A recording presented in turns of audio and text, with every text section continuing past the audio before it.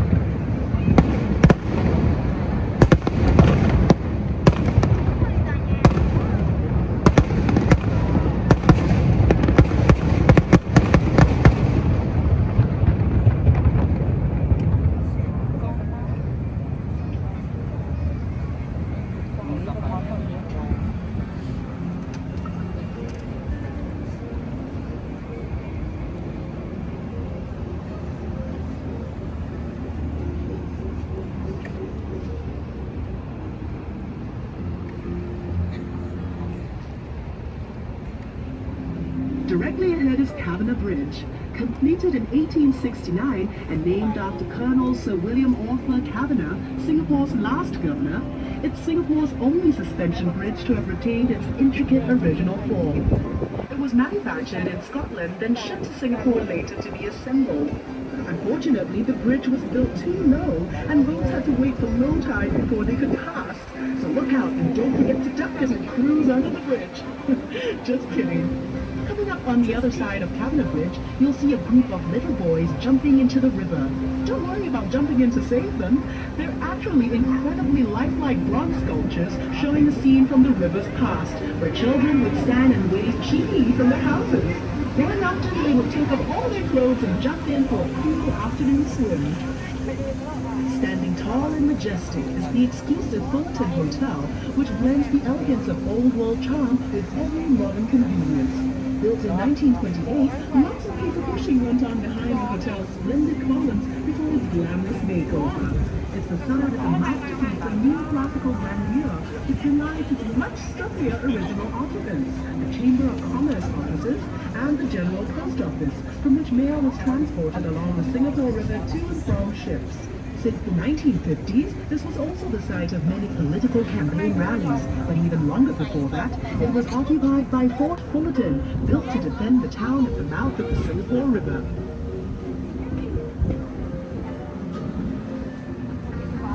This promontory to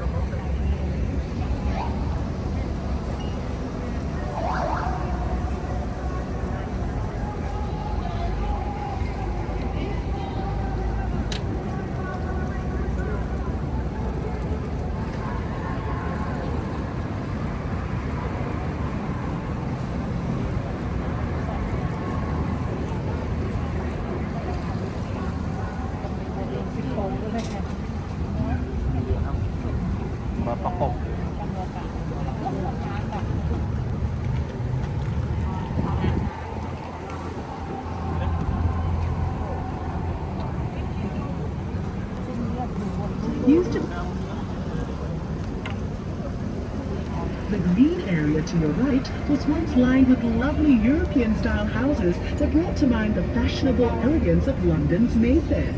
No wonder the Esplanade was a popular place for European settlers to see and to be seen. Back in the old colonial days, they would emerge from their houses to stroll along the Esplanade every afternoon. Here they would enjoy the sea breeze, exchange gossip, and perhaps even indulge in a little innocent flirtation.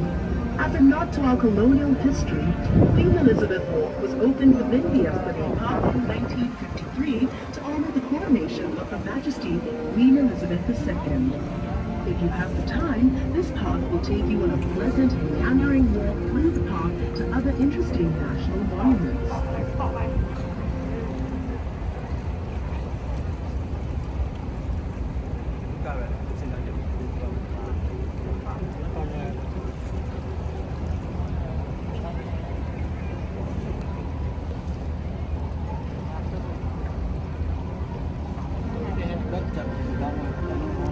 Bridge straight ahead of us is Anderson Bridge, named after Sir John Anderson, yet another governor of the Straits Settlements.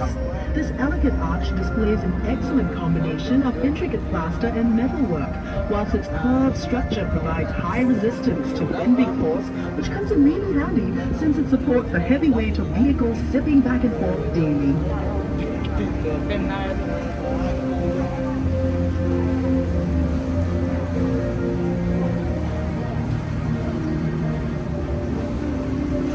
Gorgeous contrast to the skyscrapers that now mark the Singapore skyline, just look to the right and you'll see sitting grandly before us three beautifully preserved buildings that commemorate Queen Victoria, the Empress of India.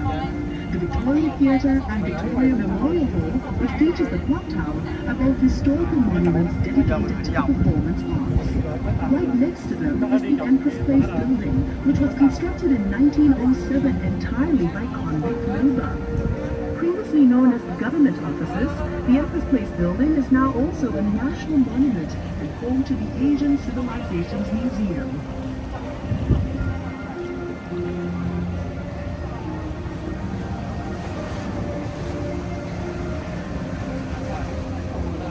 The Asian Civilizations Museum is a treasure trove of history and culture that will introduce you to the world of Asian traditions. The museum features over 1,600 treasured artifacts in 4 themed geographical zones and includes a Singapore River gallery dedicated to the history and the people of our beloved river. Be sure to check it out for an even more intimate picture of the things you've seen and learnt on this river cruise.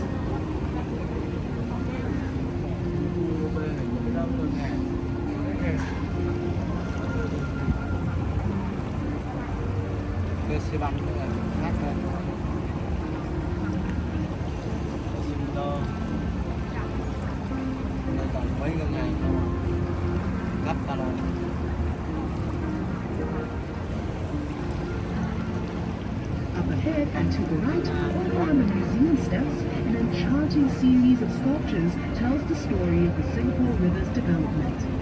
Meet our nation's pioneers, coolies, merchants, traders, and financiers, all immortalized in beautifully carved bronze.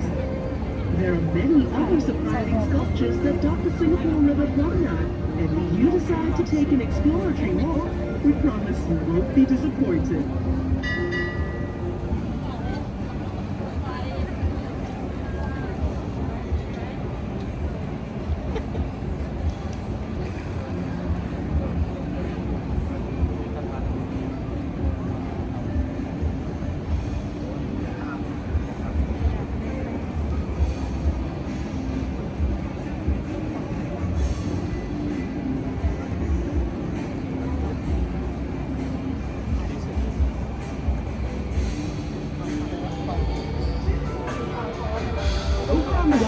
You may have noticed a fine fellow cast in blinding white plaster.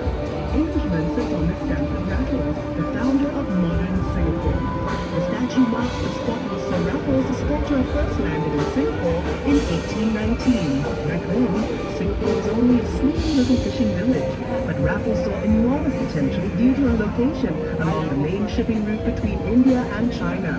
After signing an agreement with Singapore's then ruler, Sultan Hussein of Johor, Raffles set about establishing a trading post and free port on the island for England's East India Company. He developed a town plan, drawing up residential, administrative, and commercial districts along the riverbanks of this budding island city. The large building we're passing on the right was Singapore's first courthouse, after which it became Parliament House up till 1999, when the new Parliament House was developed just next to it. What is that strange disc hovering over Parliament House? Is it a bird? Is it a plane? Is it a UFO? Don't worry. What looked like something out of a sci-fi movie is actually part of the Supreme Court of Singapore.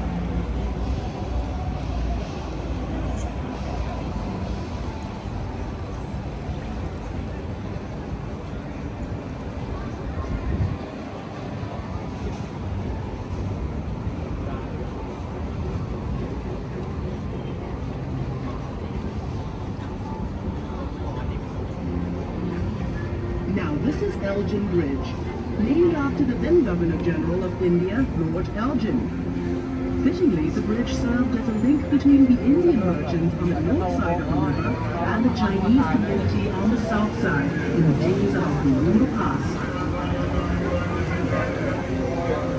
We're now approaching Coleman Bridge, named after its Irish architect, George Drumgold Coleman, for his invaluable contributions to Singapore's development. Appointed the first superintendent of public works in Singapore, Coleman worked within an architectural style known as Palladian, a combination of Greek and Roman style adapted for our tropical climate.